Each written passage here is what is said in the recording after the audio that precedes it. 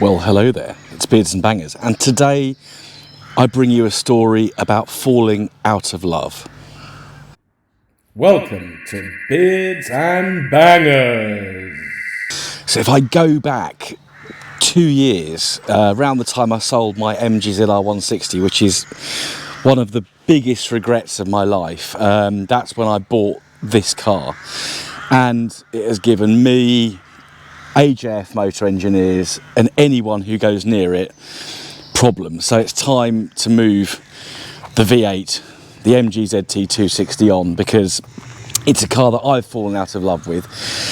I lusted after one for many years, was able to get one, and yeah, it's a good looking car, but it's not for me. It's going to make someone a really good project. I'm not being negative about it, because it just needs a little bit to get it where it needs to be. But I've decided there's no point in me spending money on it, because someone else will buy it and they'll do their own thing. There's no point in me putting back boxes on, for example. That's one of the jobs that needs doing. You see, we've got no back box on. Sounds immense without back boxes on, but there's no point me spending that money, because someone else might want to put zero exhausts or get something made custom. So it's something I'm going to leave the new buyer to do. It's got a couple of warning lights on it, but yeah, once those things are done, it's a really easy fix to get this car ready for MOT. So we'll talk you through what happened. I need to open the bonnet to do that. So you may remember I bought the car back in March 2022, I think it was. I lose track of time. Time, as you get middle-aged, time moves really quickly. But yeah, bought the car March 22, knew it had problems, paid accordingly for that. The biggest issue was here under the engine bay. So the car was misfiring. It was hunting on idle really badly. So got the car back, got it into AJF motor engineers, who are, really good MG Rover and to be honest, British car specialists, full stop. And just what they did was gradually work through a process of elimination to get the car running right. So for those that don't know, the ZT 260 is basically it's just normal ZT chassis, slightly modified to take rear-wheel drive, and they dropped in this early 90s Ford Mustang engine, so that's why we've got the Mustang badge on the plenum there. But yeah, it was just the first owner of this car, a guy called Gregory, really loved this car. So after I bought it, he got in touch. He sent me photographs of it as it was. I'll try and maybe put a couple in this video just so you can see what it was like when he had it. He looked after it. The car then disappeared. Again, for those that don't know, the 260s is a group that's very good. They've got a lot of knowledge. They like to keep tracks on cars. But this is chassis number 194. And it went missing for a number of years, and we think someone messed with it. So the history is really patchy. It's just not very clear what happened with this car. So when we got it off a guy in Yorkshire who was going to buy it and do it up, but he is more of a bike man. I'll spin you back round again rather than just standing looking at the engine bay. He's more of a bike man, so he wanted to focus on his bikes.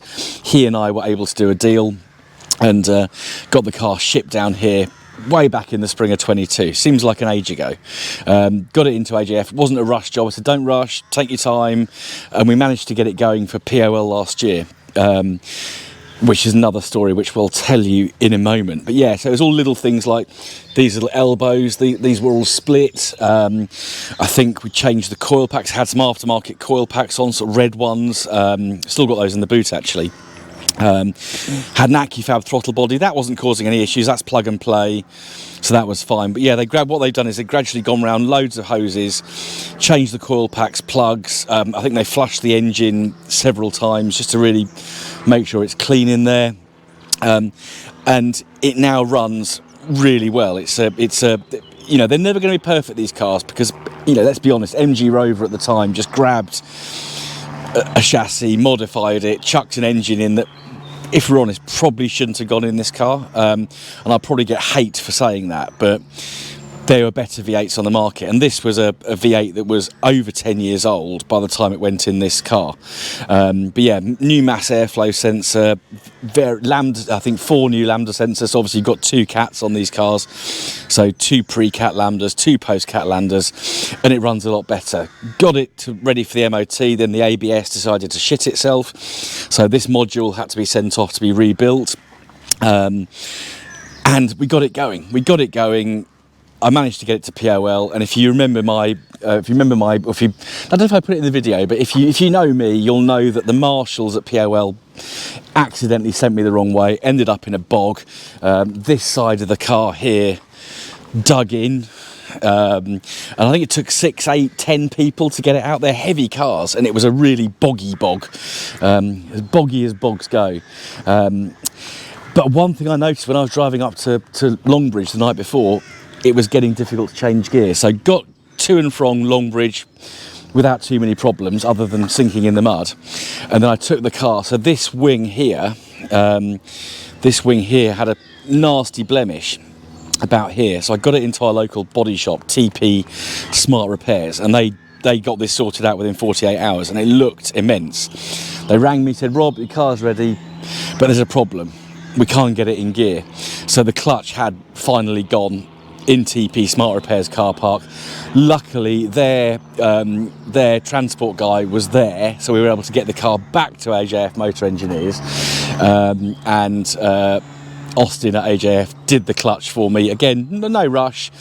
The clutch on this now, if you know ZT260s, the clutch is phenomenally heavy. This clutch is absolutely lovely.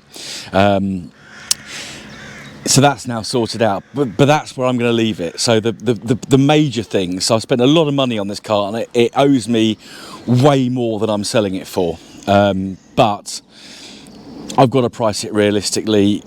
It is, I know someone's got to spend a little bit more money on it to get it where it needs to be, but it's an easy project for someone. I will start it up without the, make sure it's not in gear. It's not in gear. I will just start it up.